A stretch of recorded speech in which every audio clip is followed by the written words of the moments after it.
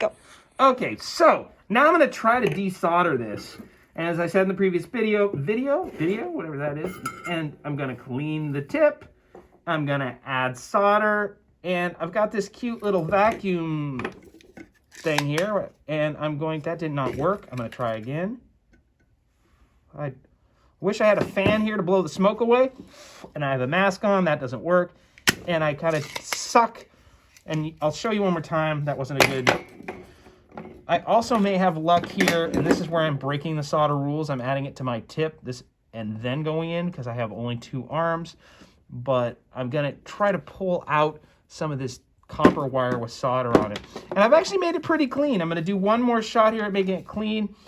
The rule, and I mentioned this in the previous video, is always add solder. If I had an extra hand, I would always be adding solder. I don't. I have 2 hands. So I'm going to break the golden rule of solder here, and I'm going to add solder to the tip, and then immediately come up here and immediately clean up the little cup.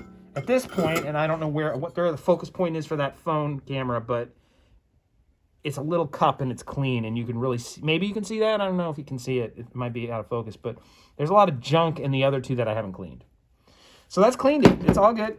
And I went pretty quickly.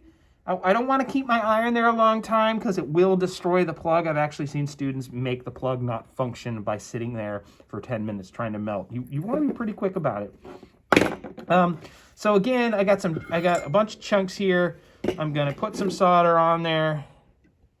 Clean the iron, solder, smoking, and while it's smoking, I'm waiting for everything to get nice and shiny and fresh, and boom, clean it. And while it's still a little hot, I'm going to get in there and clean it again.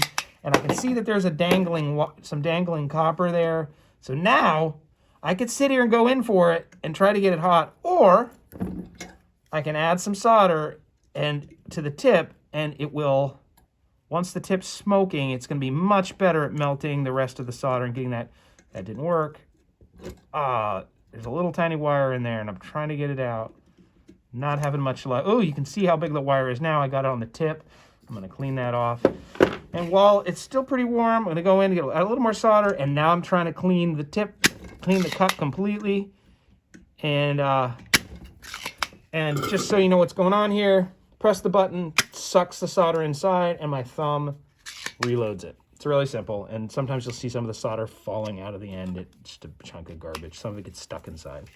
I've got one more to clean there. I can see a bunch of spare copper wires kind of dangling off them, little hairs.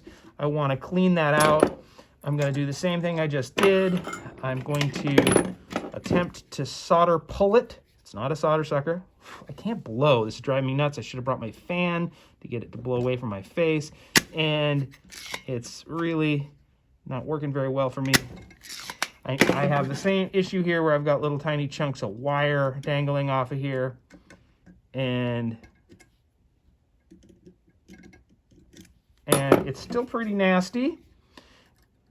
And maybe you'll luck out and get new connectors and not have to do this. But it does make you a better solder. Oh, there's a lot of junk in there. Look at that. Look at all that garbage. So now it looks pretty clean. And one more little cleaning trip, and now I've got, I don't know if you can focus in, but I've got 4 clean things. Hey, just so you know, if I touch this right now, I'm going to burn. Right? I don't know how many hundreds of degrees that metal is right now. I'm going to let it chill for a second.